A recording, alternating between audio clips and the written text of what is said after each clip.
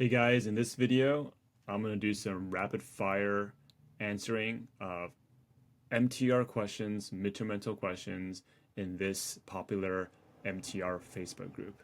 Um, I'm pretty active in this group, just providing value, helping people out who have questions in this space, sharing what I've learned. But this format makes it more fun. If this is the first time you are hearing from me, my name is Alan Duan, and I own a midterm mental property management company here in Los Angeles. It's what I do full time. It's my main thing, my main hustle.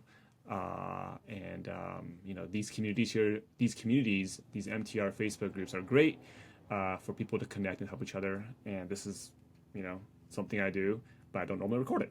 So let's jump in. If you're curious, it's called the Mitchell Host Community. It's hosted by this company called Home Ads. I'm not gonna do all of these because some of them are just maybe less relevant for everyone. Very specific situations. So let's go through this. Midterm mentor month to month violated a lease by having an adult guest who has a child on the home. They both have been. They can say 2 days. That's what all right. So this is a legal question, so I'm gonna kind of stay out of it. You generally, so this is a situation where maybe two people, sounds like it's two, including an adult and child, rented the property, and now there's more people staying, right? Um, Again, I'm not going to speak on the legal side, partly because I'm not a lawyer, but mainly because it's different everywhere, right? This is in St. Louis City. So I think that's Missouri. Maybe I'm wrong. But it's going to, I'm in California. So even if I talk about the legality, it might be different elsewhere. Um, yeah. But, you know, I would say this is something you have to be cognizant if you want to be MTR host where people might have visitors, right? A visitor who doesn't stay overnight, simple. If a visitor stays overnight, what we do is we always say, please let us know, right? That way we're aware, like, get our approval. And almost always, unless there's a reason not to, we'll say, that's fine. Like, oh, my parents are coming in town to visit for the weekend. Not a big deal. Um, I guess so. That's kind of that part of it. Even if you have some legal grounds to say break the lease, lease violation, you might that's your choice to be. If you're okay with having a good tenant bring visitors over overnight. Yep. So simple. Getting ready to list. I'm curious. How do you do a month-to-month lease? Do they fill out for 1 month and after that you choose to extend it? What does that look like? Uh, yeah, very simple. Again, it's a lease question and it will vary by your state. But generally, yeah, you could have your initial term on your lease be just the 1 month or however long it starts off at. And then you have some language that says essentially what happens when that term ends if they want to extend, right? That's generally how it works there. And again, I won't get into details because every state's different. I'm in California, but every lease has something about extending beyond that initial term and what that looks like. Okay, this is an interesting one. If you're not familiar with this is there are relocation companies. We call it, I call them relo companies for short, who basically an insurance company, so home insurance, will work with the relo company when they have a client of theirs and they have some kind of home damage, and they'll work with the relo company to go find alternative housing for their client. So typically, let's say it's like State Farm. Like you're not talking if you're the MTR operator or host, you're not talking to State Farm directly to the housing. State Farm outsources that process to a reload company. So that's kind of what they're talking about here. Some of these companies, like an ALE Solutions, CRS, temporary housing, are some big ones. They have these preferred lists, where you pay money to be on them. I think it's really just another way to make some revenue. Uh, from my experience and everyone else, who's experienced in this industry, I've heard consistently that it doesn't give you any benefit because uh, the the goal of the reload company, their business is, and specifically for the reload specialist, the individual that you will talk to at that company, their job is to find housing for the family that's displaced that fits their needs as fast as possible. So there's no reason they'll like go to a preferred list if they can find property elsewhere faster and a better fit. because that's their, think about, put yourself in their shoes. That's what they're trying to do. So not that it's a scam or anything. I'm not saying that. I'm just saying that it doesn't seem to be worthwhile from my experience. You can see some people have said the same thing in their experience. All right, let's keep going. With Airbnb, how do you? Ooh, this is an Airbnb question. So, if you guys don't know my story, I started off in short-term rentals. That's my background, and I uh, um, conceptually I view mid-term rentals more like a short-term rental than like a long-term rental. Some MTR owners, they treat their MTR more like a long-term. It's not right or wrong. It's just how there's it's really in between long-term and short-term, and I lean toward the short-term side and how we provide hospitality and stuff like that. So Airbnb, question is kind of like totally in my wheelhouse and experience. So yeah, broken missing items. I'm not gonna read the whole question here. This is just about guest damages, specifically Airbnb. So if you're not familiar with Airbnb, they have something called AirCover, which is their host protection plan policy. But essentially, what they're saying, in kind of the advertising of AirCover, is that for hosts, we cover your property up to $1 million of damages if guests cause damage. The details, of course, is basically when there's damage, you have to do all the proper documentation after the guest moves out. I believe you have 14 days. They're always changing. I think around 14 days after checkout to report the damages. The better documentation you have, the more likely Airbnb will approve it, because Airbnb, it's up to them to approve it. They might approve some of the damages, but not all of them, and then they'll pay you out of their pocket for that damage. You could of course always work it out with the guest, and Airbnb actually requires that. So let's say you have $500 of damages, you have your receipts and your photos and everything. You have to actually ask the guest first, like, "Hey, guest, I found that these things were broken. Not a big deal. $500, $500 damage to fix it," and then you're asking the guest to pay you. And Airbnb's promise is that if the guest doesn't pay, then Airbnb will come in, and if they approve it, then they'll cover it.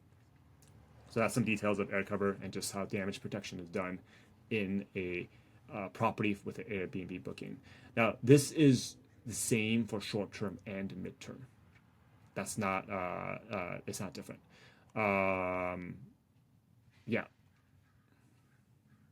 yeah. So typically, if you have a direct booking and you do a security deposit to cover the damages, but in Airbnb, it's not impossible. It's not impossible, but typically you don't do a security deposit in Airbnb. So that's how you cover your damages. Ooh, this one's so long. Yeah, I think that's too specific. I'm gonna skip that one. This is just a company. We call it. Um, yeah, CHBO. I've listed with them way back. We tried them out and had no bookings for any of our properties, no inquiries. So I don't think it's worth it. Like I don't even know if anything's changed since then. And it sounds like there's a price. I don't remember. But if you have to pay to list on the site and get no bookings, that doesn't seem worthwhile to me. Furnish Finder is like that. Furnish Finder, you pay to create a listing, but it's very cheap. Right now, it's $179 for a whole year. Uh, Even if you get 1 month booked out of the whole year from your Furnish Finder listing, I think that pays for itself. And they actually do have a lot of people looking for housing on there, which is, I think, what matters for a listing site. I have a guest in my townhome. She's renting for a month because she moved to the area. She filled my whole house with things she delivered. Okay.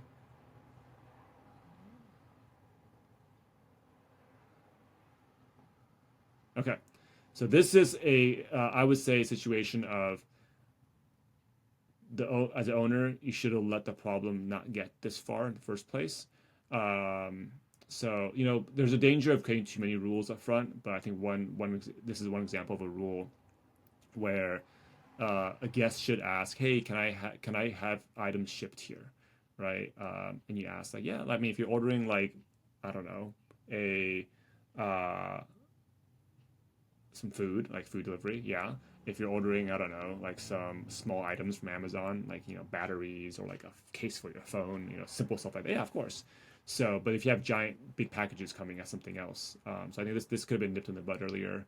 Um, at this point, for this person, you just have to have conversations and sometimes eat the cost, and view it as the cost of learning a lesson.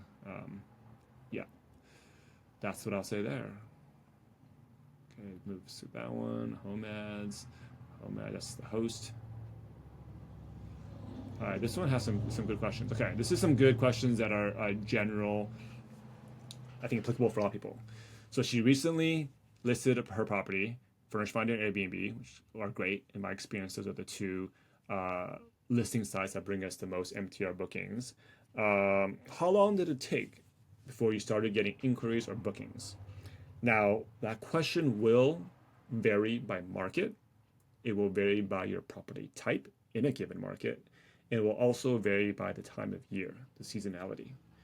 So I'll give you an example. Right now is October, September, and October are always slower months for us as far as booking activity, September particularly. So if you were to create a new listing in my market in Los Angeles in September, you probably get way less inquiries for that first month, right? Versus like the summer or even like really like March through August is like the peak season. That's different, right? It varies. Generally, if it was not slow season, I would expect you to get your first booking uh, again. I mean, you talk about my market, right? And it might translate.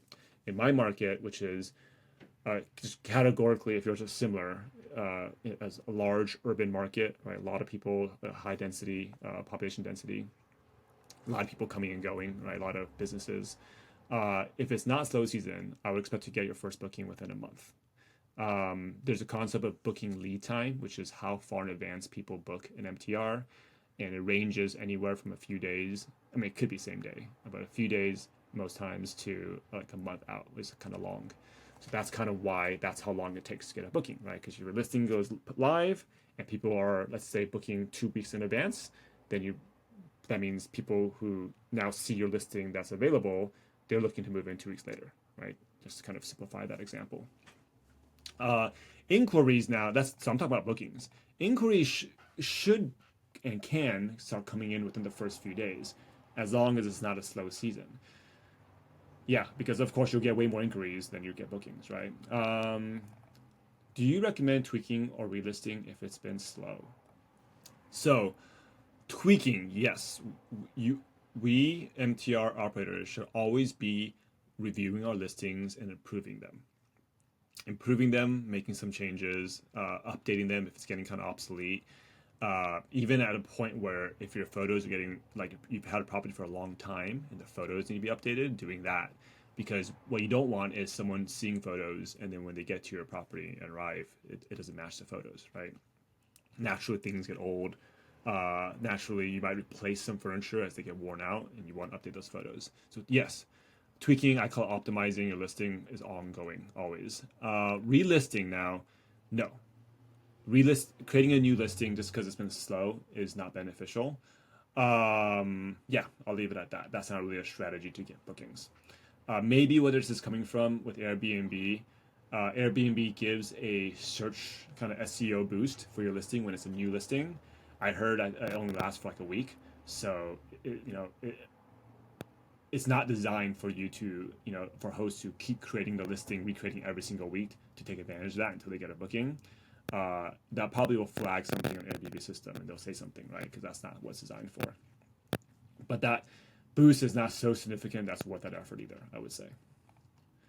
You're going to have much more leverage and kind of return on your effort by adjusting pricing, checking your comps on Airbnb and see how they're priced, make sure you're competitive, make sure your listing is great, you have great photos. All that will have much more leverage than just relisting. Another way I'll put that is if your listing is horrible and your photos are ugly, relisting will not help you, right? Any helps? Any tips help you get listing traction? This is just basic marketing. Do you have something to offer that your customer wants? Do they know that you have something to offer? That's about like, can they even find you, right? So in all business marketing, do people know you exist? Can they find you? And then when they find you, do they want what you have, right? So I'll kind of leave it at that. So it's not I don't go into a whole master class and all that. But yeah, so that's really what you want to start with this question. The other question is, if an MTR, this is a common question people ask. If an MTR is not performing well, generally it's going to be either a market situation, market conditions, or it's a listing issue. So you have to first identify that. You can have the perfect listing, perfectly optimized with the right pricing, but if there's no one looking for properties in your area right now at this time of year, it doesn't matter. That's a market, market condition reason why you're vacant. So understanding how to tell difference there is a very, important skill. All right, I'll do a few more just to, just to keep this video not from getting too long. This one is kind of general. I saw that earlier. Let's see.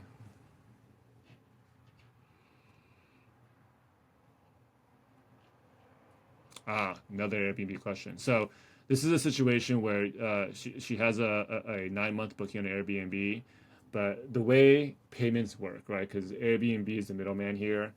The guest slash tenant, I call them guests, pays the Airbnb, and then Airbnb keeps, they take any kind of service fee out and then they pay you, the host, right? So what happens if the guest is not paying Airbnb, but they're in your home, right? That's the situation. So Airbnb's process, they'll send an email basically letting you know we have trouble collecting their payment. If we can't collect the payment, essentially what they're saying is it's on you to get them out of the home. We're not going to get involved about that, right? You have to talk to the guests and cancel and all that stuff, which is kind of sucky. But I totally get Airbnb doesn't have they don't have a team or any kind of, any way to really get someone physically out of a home. They don't want to touch that because of legality. So it leaves it on you, the host, to communicate with your guest, just like if they were booking with you directly and not paying you, to find out, hey, what's going on? Sometimes they just have to use a different credit card. Sometimes they have to make sure there's enough funds in the account, and then problem solved, right? Yeah, so, and if it doesn't work out, that's a whole different issue as far as like eviction and stuff like that. Now, this situation kind of went a different direction where it seemed like the guests moved out, and essentially they left without like canceling the Airbnb booking, right? So what you essentially in this situation, what you have to do is you need to get the Airbnb booking updated to essentially open your calendar, right? What I would say in this, so if the guest is not available and not, cooperating, like if you send them a change request and they're not responding, you have to talk to Airbnb support, show them the evidence that looks like they've left, and get Airbnb to help update the booking. In the meantime, though, she's mentioning, right, she's losing money every day. In the meantime, especially if you have another booking, she says she has someone from Furnish Finder who wants to move in. If you confirm the property is vacated and the guest has not paid and you've cleaned it and got it ready, while you're working on getting the Airbnb calendar opened up, go ahead and just get someone else moved in. You don't have like essentially you have finished up the previous booking, even though the Airbnb calendar is not there. You have all the documentation. Go ahead and do that, right? Yeah. So very specific situation here, but it does come up. Yeah, and there's other question here is if you can enter the property if you've done everything you need to do to inform your guests, let them know you're coming in, and like they don't respond, or or you've confirmed there's no one there. Yeah, I will say this question does get to some legality, even though it's Airbnb. As far as in your area, in your state, it may vary. But yeah, that's that one. All right, I'll stop this here. If you guys like this type of content, let me know. I'm happy to do more. Really, my goal here is to help you who learn about midterm rentals, right? Help you, the newbie to midterm rentals, understand how all this works. Is it a good fit for you and your property and your goals, etc. The best place, besides watching these videos, the best place to learn more with me is our free school community, and I have the link in the description. We have a message board just like this. and we do weekly live calls, answering people's questions and kind of sharing about different things uh, related to MTRs. So come hang out with us there.